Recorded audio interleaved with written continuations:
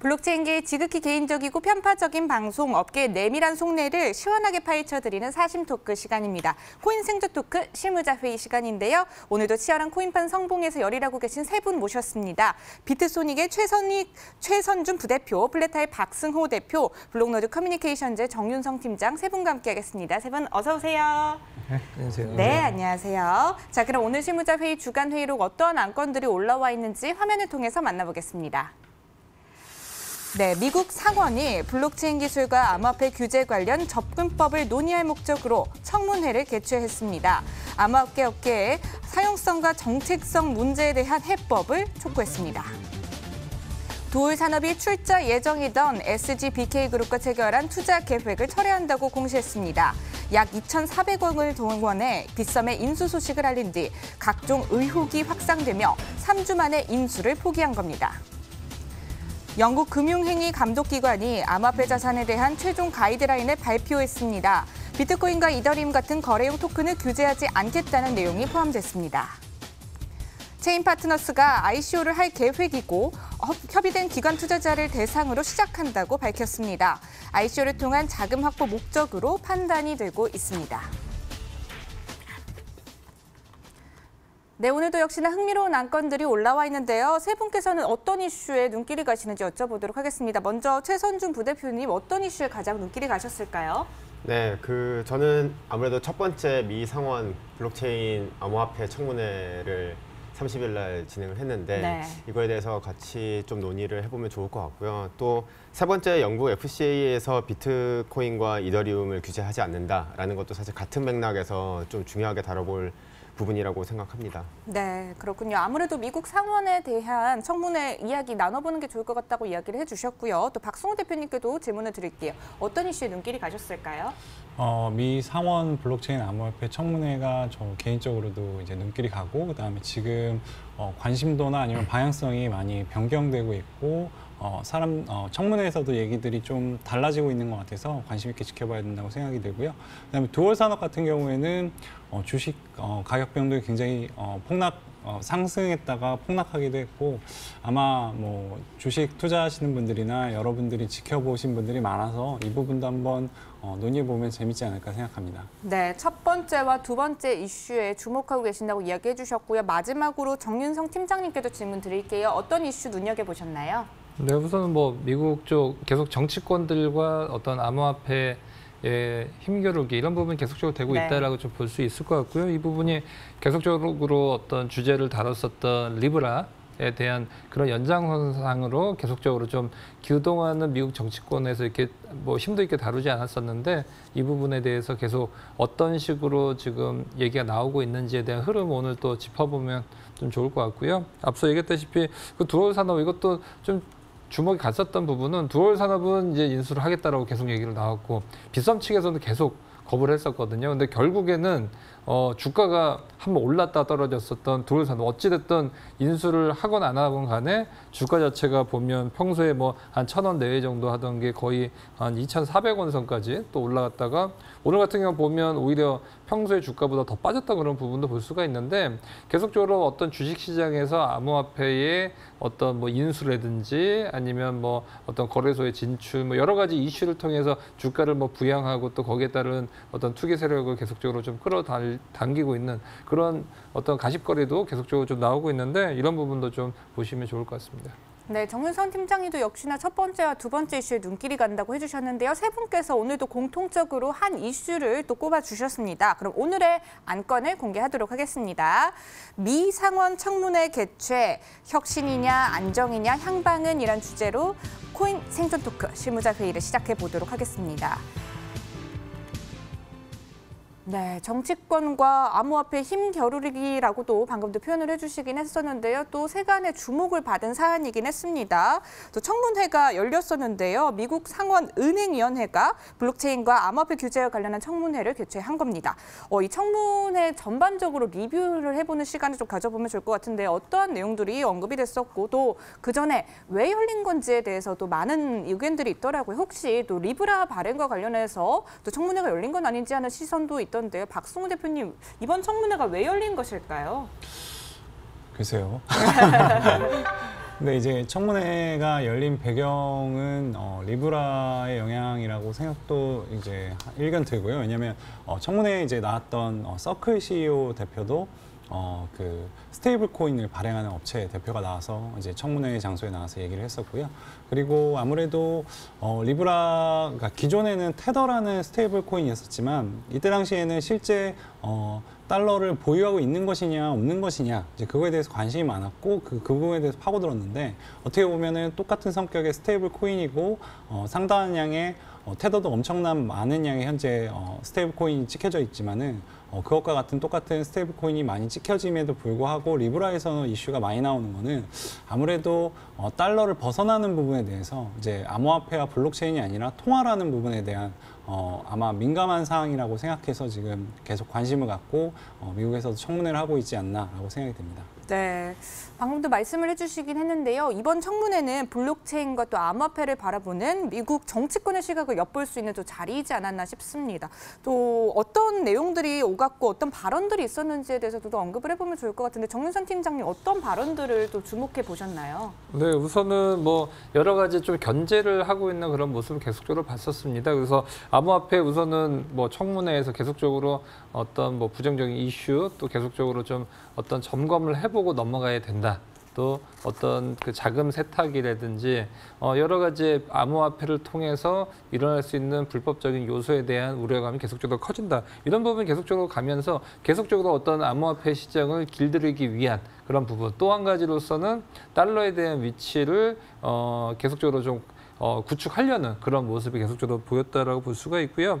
우선은 최근에 뭐 나왔었던 거는 블록체인에 대한 기술은 상당히 좋지만 암호화폐 이 부분이 과연 저소득층의 어떤 금융에 대한 혜택 그것이 뭐 얼마 전에 리브라 뭐 백서에도 나왔지만 이 부분이 과연 있느냐 사실은 거기에 대해서 반론이 계속적으로 나왔던 부분이 있어서 이것을 암호화폐가 해결하는 것이 아니라 어떤 미국 연준이라든지 이런 정치권에서 이것을 해결해야지 암호화폐에서 해결하는 것은 맞지 않다라고 좀 얘기를 했던 부분이 있고요. 여기에 대한 근거로서는 지금까지 그 금융계층의 소외 그렇게 보면 뭐 미국 내 저소득층도 있고 전 세계적으로 보면 뭐 동남아시아라든지 여러 가지 그 일정 그 국민 소득이 좀 낮은 그런 금융 인프라가 깔리지 않았던 그런 국민들을 대상으로 좀 얘기가 좀 나왔던 그런 부분을 볼 수가 있는데 이 부분은 어떤 암호화폐나 블록체인 기술이 없어서 그런 것이 아니라 어떤 정치적인 그런 어떤 혜택을 받지 못해서 어떤 구조적인 역할 때문이기 때문에 암호화폐 너희가 이런 것들을 하려고 하는 것은 사실 맞지 않다라는 그런 좀 견제적인 시기도 좀 많이 보였던 그런 부분도 볼 수가 있었고요. 그다음에 또 암호화폐 같은 경우도 블록체인 같은 경우 상당히 미래지향적이고 정부에서도 상당히 좀 긍정적으로 볼 수는 있겠지만 암호화폐 자체는 이것과는 좀 별개로 좀 봐야 되고 또 어떤 불법적인 요소가 있기 때문에 어떤 친 블록체인 또 반 암호화폐 이런 식의 어떤 눈조도 계속적으로 좀 눈에 띄는 모습을 보여줬습니다. 네, 방금 또 정리를 해주시긴 했었는데요. 현재 미국 정치권의 시각을 엿볼 수 있는 자리였던 것 같아요. 청문회와 그런 관련해서 주요 발언들, 주요 인사들의 발언들을 몇 가지 또 꼽아서 또 정리를 해보도록 하겠습니다. 자, 먼저 브라이언 샤츠 상원 의원의 말입니다. 블록체인 기술이 엄청난 잠재력을 지닌 건 의심의 여지가 없다. 다만 저소득층이나 금융 서비스에서 소외된 이들을 끌어들이는데 효과적이라는 주장에는 동의할 수 없다는 이야기를 또 했었고요. 또 제레미 알레어 서클 CEO도 자리했는데 이것은 모든 사회가 당면한 문제이자 정책적으로 풀어야 할 금융 시스템의 중요한 문제 중 하나다. 블록체인이 이를 해결하는 잠재력을 지닌 건 분명하지만 만병통치약이라고 부르는 것에는 동의하지 않는다. 이렇게 이야기를 했고요. 메르사 바라다란 유시어바인 교수는요, 금융 소외계층이 천존하는 기술 때문에 은행을 떠난 것이 아니기 때문에 은행이 돈이 되진 않는 고객의 서비스를 중단했고, 그 결과 저소득층 거주 지역은 사실상 은행 사막이 됐다면서 이들은 은행 계좌도 열 수 없어서 현금 카드마저 쓸 도리가 없다, 이러한 발언을 했습니다. 마지막으로 브라이언 브룩스 발언 한번 볼 텐데요. 암호화폐의 미래를 회의적으로 보는 사람들도 현재 금융 시스템에서 많은 사람이 배제되는 사실을 단점으로 꼽는다면서 블록체인은 P2P 기술 중에서 가장 최근의 혁신적인 기술로서 금융 시스템 개선에 중요한 역할을 할 것이라고 이야기를 했다고 합니다. 딱 보니까요, 저소득층을 두고서 과연 이제 블록체인과 또 암호화폐가 이것을 해결할 수 있을지 없을지를 두고 의견들이 좀 갈리는 것 같습니다. 이 의견에 대해서 그럼 세 분께 좀 여쭤보면 좋을 것 같은데요. 최선준 부대표님께서는 혹시 방금 나왔던 발언들 중에서 좀 공감이 되는 발언이 있을까요? 네, 사실 이 발언들의 공통점이 네. 결국에는 이 암호화폐와 블록체인 기술에 있어서 계속 프레임을 씌우는 것 같습니다. 어떻게 씌우는 거냐면 기존에 현존하는 금융 시스템을 과연 대체할 수 있느냐. 결국에는 화폐로서의 이것을 가치를 인정하고 이거에 대해서 앞으로 어떤 식으로 발전시키고 규제를 해나갈 것이냐라는 거에 대해서 공통적으로 다루고 있고요. 그래서 그 얘기는 다시 다른 식으로 해석해 보면 블록체인 기술에 대해서는 인정을 하겠다. 그리고 이것의 디지털 자산으로서의 가치는 인정하겠다. 사실 이것은 1년 전이나 2년 전에 이 블록체인이나 비트코인에 대해서 논의할 때와는 사뭇 다른 분위기라고 저는 보고 있고요. 그래서 오히려 이번 청문회가 단순히 그냥 부정적으로 이 규제를 위한 청문회라기보다는 저는 어쩌면 더 긍정적인 방향으로 나아가고 있는 한 발을 걸었다라고 보고 있고요. 그래서 이게 1년 전에, 2년 전에는 비트코인이 이게 사기냐 아니냐, 내지는 이게 또 하나의 어떤 버블이냐 아니냐에 대한 논의에서 이제는 디지털 자산으로는 인정할 수 있으나 화폐로서의 가치를 인정할 수 있느냐 없느냐, 사실 이게 리브라를 통해서 좀 당겨진 네. 논의의 시작이라고 보고요. 사실 이 부분을 과연 어떻게 헤쳐나갈 것이냐 보다는 사실 디지털 자산으로서의 가치는 일단 인정을 받았고 화폐로서 대체 자산으로 인정을 할 수 있느냐에 대해서 더 논의가 앞으로 1년, 2년 거치면서 진행이 될 거라고 보고 있습니다. 네, 암호화폐가 화폐로서 뭐 가치를 인정하느냐 마느냐 이것을 두고 아무래도 이런 발언들이 나온 것 같다라고 봐주셨고요. 또 블록체인과 디지털 자산의 가치는 인정을 해주는 것이니까 작년에 비해서 이제 발언들만을 봤을 때 좀 진전이 있었던 건 아닌가 보셨던 것 같아요. 그럼 또 여쭤보고 싶은 게 저소득층이나 또 금융 소외계층들이 과연 블록체인 또 암호화폐를 통해서 여건이 또 개선될 수 있다고 동의하시나요, 최선준 부대표님은?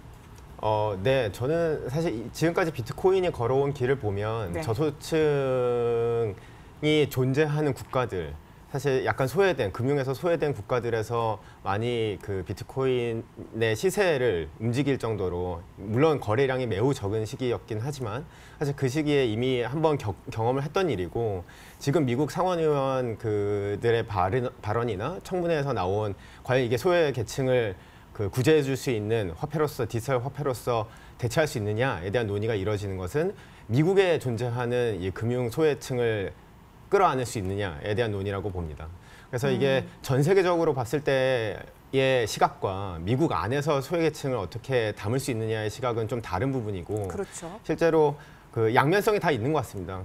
이게 금융의 또 하나의 그 프레임이기 때문에 브라질이나 뭐 아니면 아프리카나 이 남미 이런 영역에서는 실제로 인플레이션이 굉장히 심하고 기존 자기네 자국 화폐의 인플레이션에 의해서 어쩔 수 없이 비트코인이나 이런 디지털 자산을 화폐로서의 가치로 인정하고 서로 그 거래가 일어나는 경우가 심심찮게 발생을 하고 있고요. 네. 다만 미국에서 이 소외계층을 담을 수 있는, 결국에는 기존에 현존하는 금융 시스템을 대체할 수 있느냐에 대해서는 사실 좀 더 논의가 많이 필요하고, 이 부분에 집중해서 지금 이 미국의 정치권에서 여러 가지 논의가 진행되고 있다고 저는 보고 있습니다. 네, 미국 금융 소외계층을 품을 수 있을지 없을지에 대해서는 아직은 논의가 필요하지만 전 세계적으로 봤을 때는 이미 금융 소외계층들이 좀 도움을 받고 있는 부분도 있다, 이렇게 봐주셨습니다. 자, 그렇다면 박승호 대표님께서는 어떻게 생각을 하시는지도 궁금한데요. 과연 저소득층이 좀 도움을 얻을 수 있을까요? 우선은 청문회에서 나왔던 말 중에서는 정책적인 부분에 대한 얘기들이 많이 나왔는데요. 그 암호화폐와 블록체인이 도입된다 그래서 저소득층에게 발빠르게 혜택이 돌아간다고 보기에는 좀 어렵다고 봅니다. 저는. 그래서 뭐 송금 부분에는 당연히 빠르게 이제 도움이 될 부분은 굉장히 높은데요. 이 금융 시스템이라는 거는 뭐 갖가지 보험, 그다음에 금융 상품, 여러 가지 보조적인 상품들이 지속적으로 나오게 되는데 그 상품들을 소외계층이 이용할 수 있느냐 없느냐의 문제도 봐야 된다고 보는데 오히려 이 암호화폐 리브라 같은 통화가 과연 그 기존 금융 시스템상에 들어갈 수 있느냐, 그러니까 기존 금융 상품 안으로 들어갈 수 있느냐에는 좀 물음표가 있고요. 그렇기 때문에 블록체인과 암호화폐가 당장에 도입된다 그래서 그 부분이 빠르게 개선될 거라고 보진 않습니다. 다만 이 암호화폐, 리브라 같은 신통화가 생겨난다면 그걸 중심으로 한 신금융상품이 생겨날 가능성이 높고요. 그렇다면은 기존의 다른 부분에 대한 금융상품이 나올 확률이 높아지고 기존 은행권과 경쟁하기보다는 또 다른 방향성으로 새롭게 접근하는 시도들이 있을 거라고 보고요. 그런 시도들이 계속 누적적으로 나오다 보면은 분명히 저소득층이라든지 아니면 기존의 혜택을 받지 못했던 부분에 대해서 도움이 될 거라고 생각이 됩니다. 네, 당장에 뭐 도움이 될 수는 없을 수 있지만 앞으로 또 새로운 금융 상품들이 개발이 된다면은 또 새로운 계층들을 또 끌어들이는데 도움이 될 수 있을 거다 이렇게 예측을 해주셨는데 정윤선 팀장 입장도 궁금해요. 과연 저소득층을 미국에서도 이게 논의가 계속 되었듯이 끌어왔는데 도움이 될까요?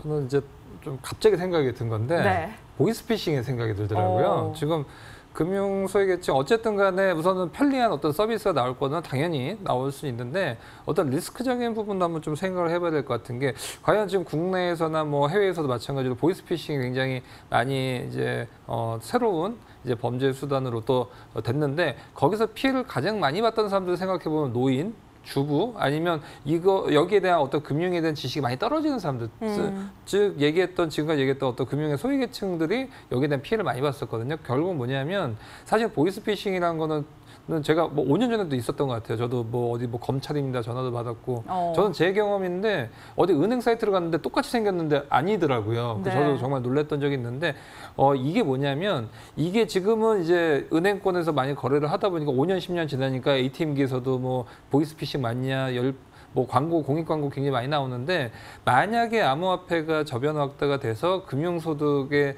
그 금융 취약계층의 암호화폐를 많이 사용했을 때 또 다른 이제 금융 소외계층의 편리성도 대두가 되겠지만 그로 인한 범죄 분명히 많이 늘어날 가능성이 굉장히 크다라고 좀 볼 수가 있고요. 그러면 기존에 있었던 은행에서 어떤 안정망을 계속 갖췄던 게 또다시 이제 블록체인이라든지 암호화폐에서도 또 반영이 되는데 그게 이제 시간이 많이 걸리기 때문에 여기에 대한 부분도 한번 좀 금융 취약계층에 대한 부분 좀 어두운 면도 좀 봐야 될 것 같습니다. 아, 그렇군요. 뭐 편리성은 분명히 늘긴 하겠지만 범죄나 또 여타 부작용들이 올 수 있으므로 이 부분에 대해서 좀 대책이 좀 시급하지 않나 이렇게 보고 계신 것 같습니다. 저희 청문회를 또 본 바 미국의 입장에 대한 견해들이 또 잇따르고 있더라고요. 과연 미국이 앞으로 암호화폐 규제에 나서는 것인가 이 점에 대해서도 의견들이 엇갈리고 있는데요. 어떻게 생각하시나요, 박승훈 대표님? 우선은 이 미국이 원래는 테더까지만 해도 네. 스테이블 코인이 정말 94% 정도가 테더로 사용이 되고 있는데 그때까지만 해도 이 암호화폐라는 거에 대해서 그냥 시큰둥한 반응이었다고 좀 봅니다. 그래서 기존의 비트코인이나 뭐 이더리움은 이게 뭔가 하고 있는 반응이었고 테더까지만 해도 달러가 정말 보유하고 있는지 불법적인 게 아닌지를 보고 있다가 이번에 이제 어떻게 보면 신통화가 나오게 되는 거거든요. 그래서 달러 외에 다른 통화, 기존까지는 뭐 위안화나 중국이나 이런 식의 이제 대결 구도를 진행하다가 갑자기 이제 생각지도 못한 달러의 어떻게 보면은 컨트롤 권한 밖으로 넘어가는 통화가 생겨버리면서 그거에 대해서 이제 지금은 굉장히 촉각을 곤두세우고 보고 있지 않나라고 생각이 들고요. 그러면서 한편으로는 이게 미국에서 제어를 한다 그래서 또 다른 국가나 다른 곳에서 이걸 진행해버리면 또 미국의 어떻게 보면 주도권이 넘어가게 되기 때문에 지금 굉장히 고심이 빠져 있을 겁니다. 이걸 진행하기도 어렵고 그렇다고 이 부분에 대해서 다른 나라의 주도권을 넘겨주기도 어렵고 그래서 지금은 자기들이 어떤 방향과 향방을 가져야 되는지 굉장히 고심하고 있다고 생각이 됩니다. 네. 방금 이야기를 해주시긴 했어요. 공식적인 입장은 아니지만 일부 시각에서는 혹시 청문회를 앞에 두고 또 숨은 의도가 있는 쇼는 아닌지 또 이런 의견들이 있거든요. 어떻게 생각하세요, 박성원 대표님? 숨은 의도가 있을까요? 분명히 있지 않을까요? 분명히 이제 어떠한 결정을 저는 했을 거라고 보고요. 근데 그 결정을 한 거를 진행하는 과정에 있어서 어떻게 보면은 집중도를 끌어당기는 것도 있고 미국 중심의 주도 방향성을 만들기 위해서 달러 중심의 그리고 미국 중심의 방향으로 가기 위해서는 어떻게 할지를 촉각을 곤두세우고 그 부분에 대한 가장 좋은 시나리오를 짜고 있지 않나라는 생각도 듭니다. 네, 아무래도 좀 판이 또 키워지고 주목을 받게 하는데 또 한몫을 하지 않았나 싶기도 하는데 정윤선 팀장님 입장도 궁금해요. 과연 또 미국의 숨은 의도가 또 궁금한데. 네, 우선은 미국은 사실은 원래 가장 전 세계 패권 국가가 아니었거든요. 원래는 영국 중심이었던 유럽이었는데 왜 미국이 지금 이렇게 독보적인 강국이 됐냐면 결국은 달러를 발행해갖고 그렇죠. 됐죠. 처음에는 경제 성장 계속적으로 산업혁명 통해서 이루다가 금하고 이제 1대1로 매칭했죠. 이게 사실은 지금 스테이블과 같은 거거든요. 1대1로 매칭하는 게 금하고 매칭했다가 그걸 깨버렸죠. 그러다 보니까 달러를 무한정 발행하면서 이거에 대한 부분, 그러니까 가장 싼 원료로 가장 많은 부가가치를 낼 수 있는 게 바로 화폐거든요. 그래서 이거를 그제고 미국이 그렇게 커왔는데 이거를 지금 페이스북이 한다. 그러면 자기네들이 했던 거를 따라하는 거기 때문에 당연히 견제할 수밖에 없다라고 저는 좀 보고 있고요. 그걸 누구보다 잘하는 미국 입장에서 이거를 어떻게 같이 이익 공유를 할 것인가 거기에 대한 물밑 작업이 계속적으로 좀 이루어지지 않을까라고 좀 볼 수 있을 것 같고요. 재밌는 거는 패권 국가가 아닌 프랑스 같은 경우는 디지털세를 하면서 네. 영국도 아까 보면 뭐 규제 안 하겠다고 하지 않습니까? 영국이나 오히려 그 이제 패권 국가가 아닌 국가들 같은 경우는 이거를 활용해서 다시 한번 제도약을 할 수 있는 국가 간의 어떤 힘겨루기 이런 부분도 상당히 좀 앞으로도 좀 재밌게 좀 볼 수 있는 그런 부분이 아닌가 싶습니다. 네, 또 새로운 관전 포인트를 또 제시해 주신 것 같아요. 패권 국가인 미국이기 때문에 더 이런 사안이 더 구체적이고 더 여러 가지 시각에서 또 다뤄지고 있는 것 같습니다. 자, 이 청문회가요, 작년 이맘때도 열렸었고요. 또 그때와 관련해서 여러 가지 차이가 있다고 앞서 최선준 부대표님께서 이야기를 해주시긴 했는데 혹시 앞으로 향방이 또 어떻게 될지가 궁금해요. 혹시 내년 이쯤에 또 청문회가 열린다면 어떤 이야기들이 오갈 것 같나요?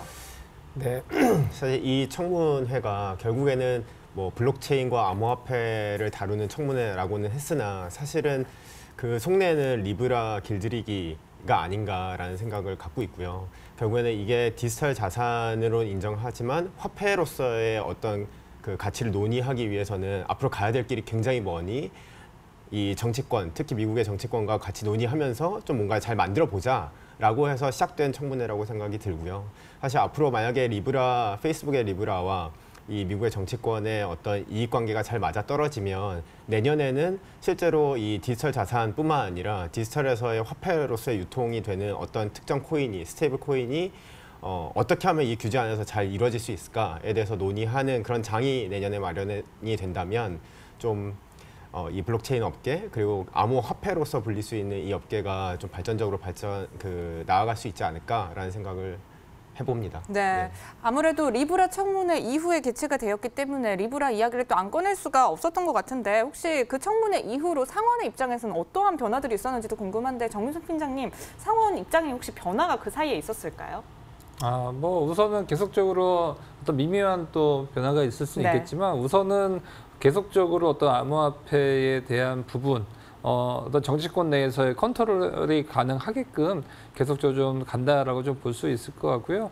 얼마 전에 지금 그 하원에서 이제 그 법안이 나왔던 것이 이제 일정 매출의 규모의 이상인 그런 IT 기업이 어떤 뭐 디지털 자산을 발행할 수 없게끔 할 수 있는 그런 그 법안을 계속적으로 좀 나온다라고 볼 수 있는데 그 부분이 이제 상원에서 또 어떻게 받아들여질지에 대한 부분 이런 부분도 좀 보면 좀 좋을 것 같습니다. 네, 디지털 자산을 하원에서 어떻게 받아들일지에 대한 부분들 또 앞으로도 눈여겨봐야 할 점이라고 이야기를 해주셨습니다.